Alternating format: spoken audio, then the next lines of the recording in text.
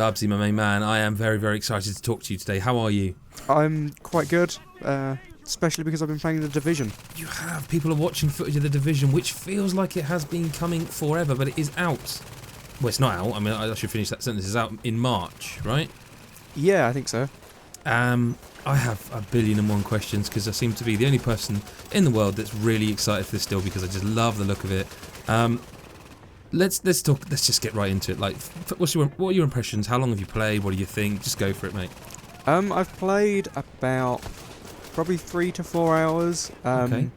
And that's a couple of different points in the game. We started off at like fairly early on, level 4 we was in, and that's like an RPG level 4. And then we kind of got bumped up to a slightly higher level later on in the day, and so I played quite different sections of it, and we played sort of your story mission type things where it was me and 2 other people in like a squad. So, hang on, I'm going to stop you there because that's the first of my questions. So this game has a story. It has a campaign. Yeah. Or does it not have a campaign, but it has a story? Because it looks like... And I feel this is a problem they might have to face because it's been coming for so long and delayed. I feel like we're not 100% sure what it is anymore. Like, is it... Because the impression I get, and you can tell me, of all people, am I wrong? It seems like one huge open world type thing where there's probably a hub and you go off and do missions and some will be story, some will be multiplayer, then there's that dark zone which we'll talk about. Am I anywhere near what it is? I think all of it can be done multiplayer. I think that's the idea. I think the idea is that you have your squad and do all of it multiplayer, although they did say you can play single player and still enjoy it. Do you mean single player as in I'm the only human? Or do you mean literally one person and you won't have a squad? Do you see what I mean? That's a good question. I don't know. We didn't get to try on our own. Okay, but everything you played was either with other people or with squad AI? No, everything I played was with other people. Okay, cool. And so we was like, to start with, we was in this group of, there was 3 of us, me, another journalist, and one of the developers to sort of help us along in case we sucked, which we did. And we started off just like, right, this is your hub area. And to start off, you have to go either rescue people, like 3 different people for the 3 different wings, or find something to like help set up the different wings of your hub, which is like medical, security, and tech or something. What's the point of those? Just like you can upgrade things there? Yeah, they help you like get better stats and get perks and level up and stuff like that. So you're kind of building your home base to start with. Right.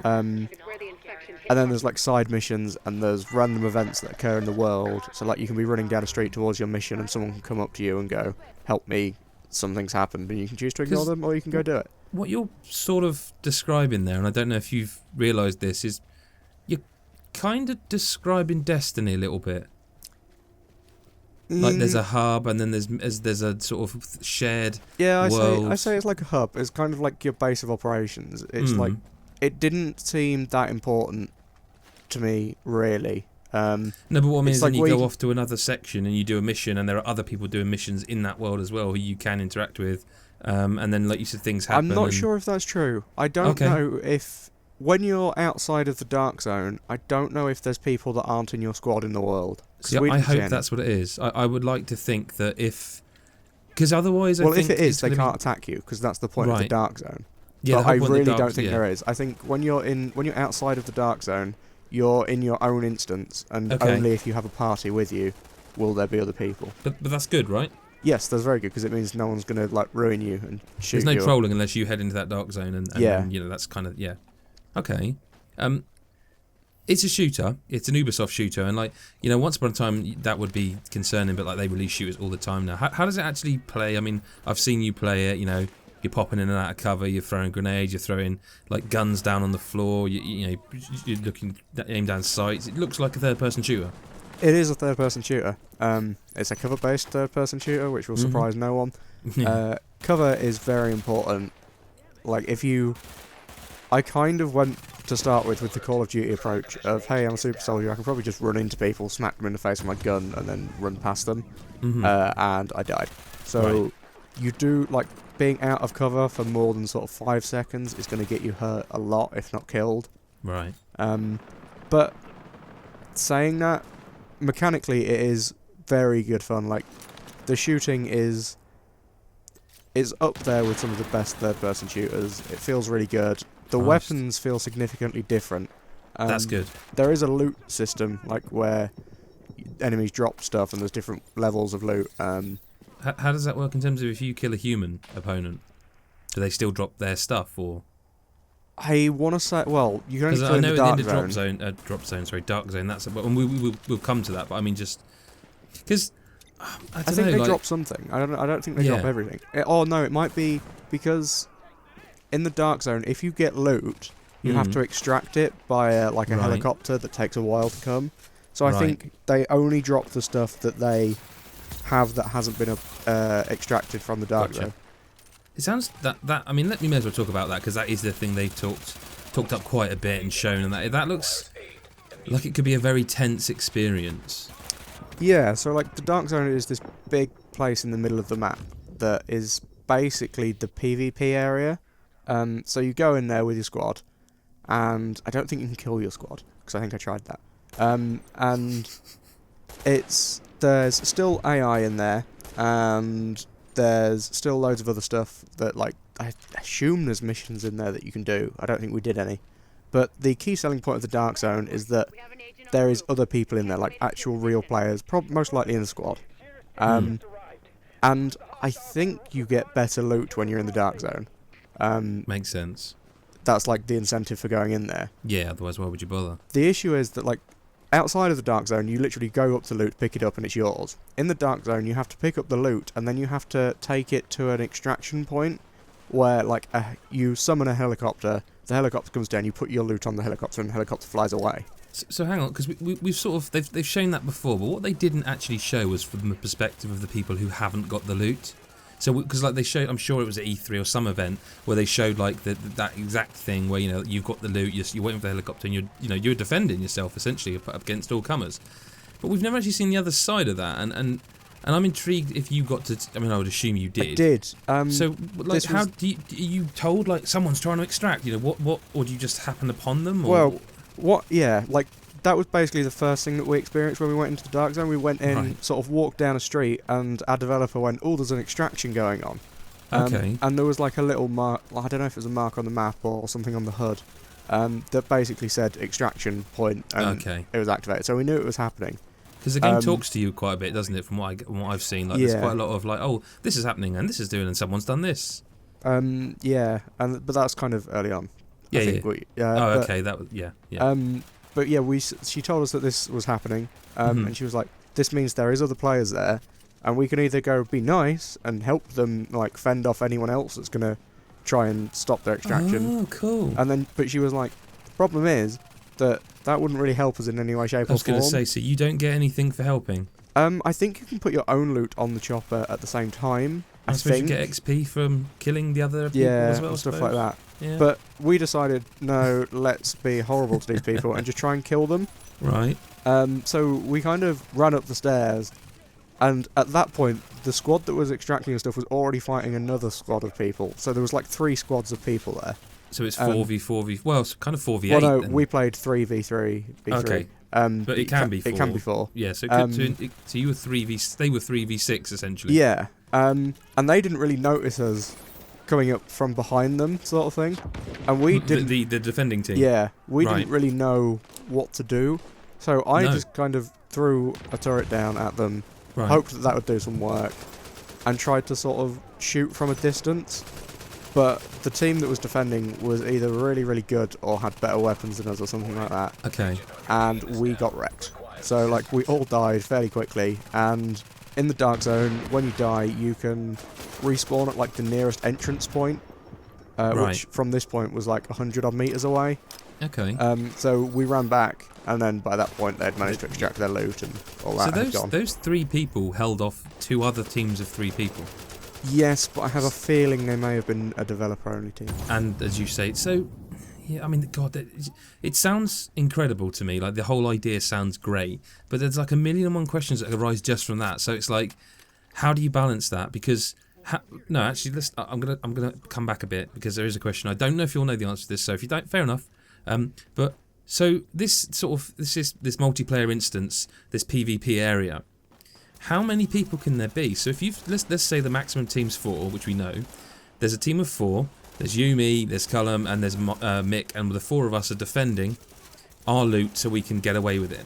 How many other teams can come at us? I have no idea. I mean, we know 2 because you've just said 2.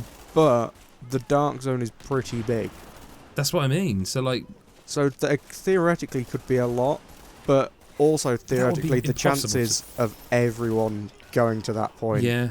But you say that if it comes up on the map. But I imagine that was proximity based because we came in fairly close to where it was. Right. Okay. Because I mean, if it was much more than say, let's again maximum 4v8, because.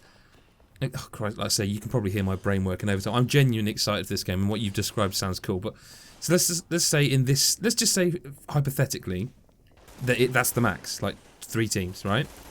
That's still 4v8, and that's going to be difficult to balance. I mean, again, you can't. Yeah, but that's the idea, because the idea is that you're meant to form alliances in the dark zone, and then how does that benefit you? And because let's say your team that you were talking about just then, your team of 3, right? Yeah. Let's say you did kill the people trying to escape. Then, does that not mean your team is going to have to turn on the other team that would be attacking them because you want that loot? Not necessarily. We could agree, like, we both need to put some loot on the chopper, and I think you could both do it on the same chopper.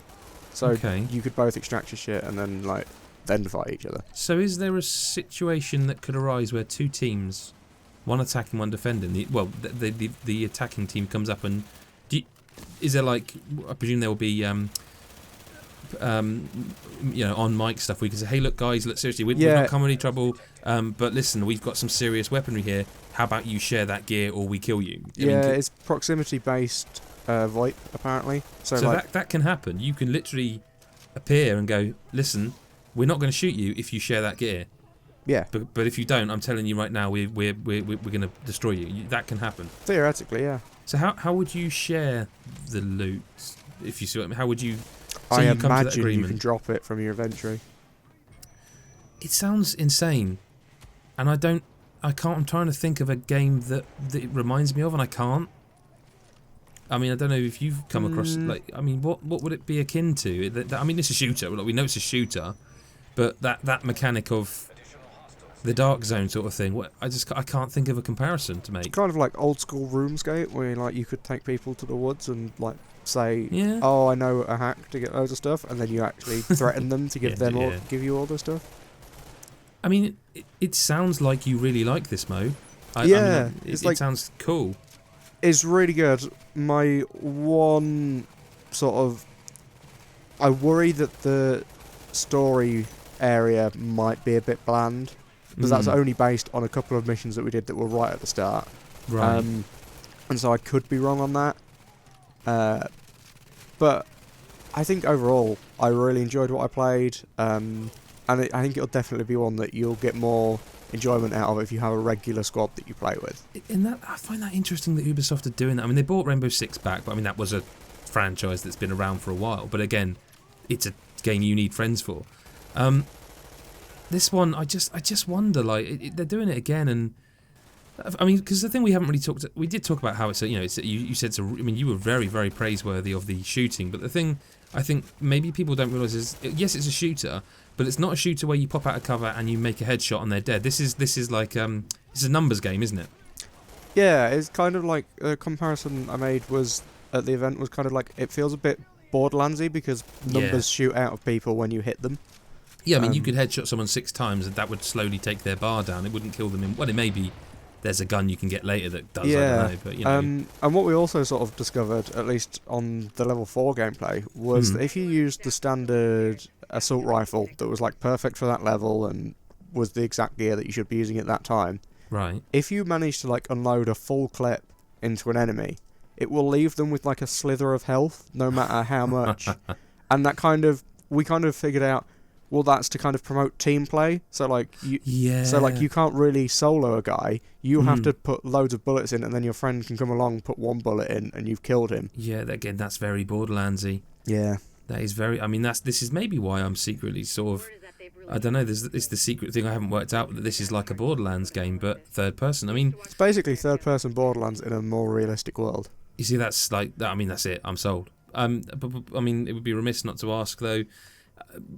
this is an Ubisoft game, and it's been delayed, and it's been delayed, and it's been this, that, and the other. Like, I mean, people are seeing the footage. Obviously, you're seeing, YouTube compression. It's not going to be exactly the same as the footage that we have on our work PCs that we're editing this on right now.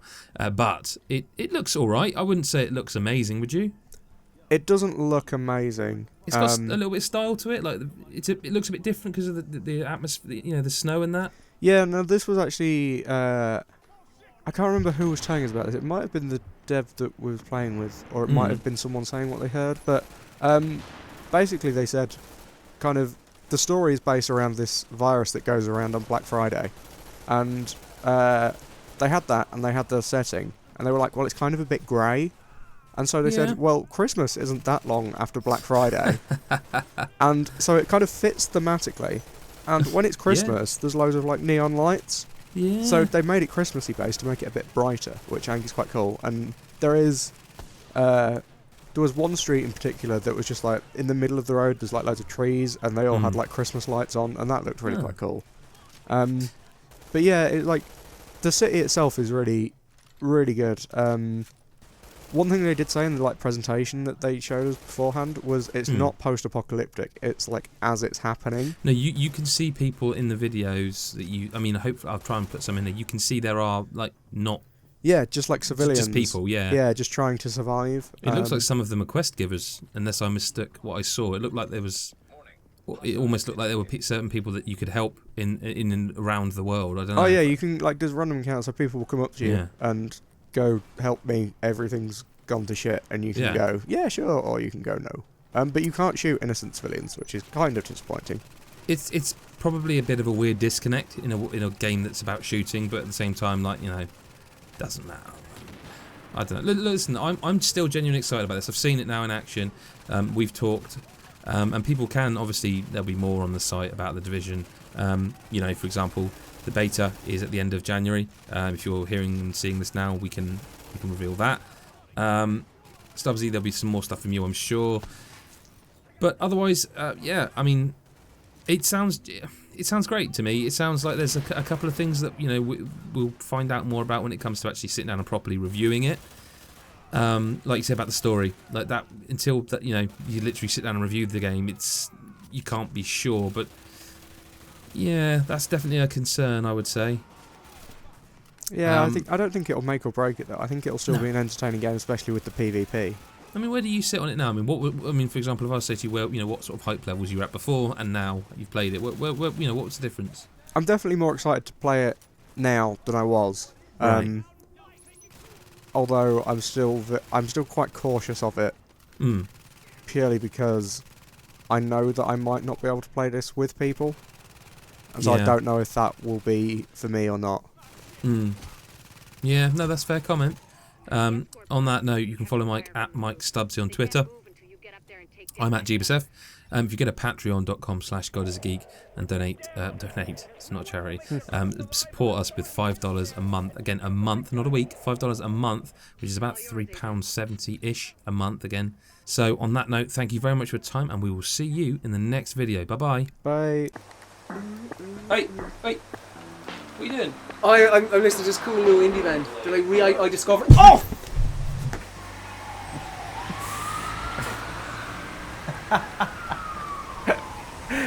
Should have backed the God is a Geek Patreon.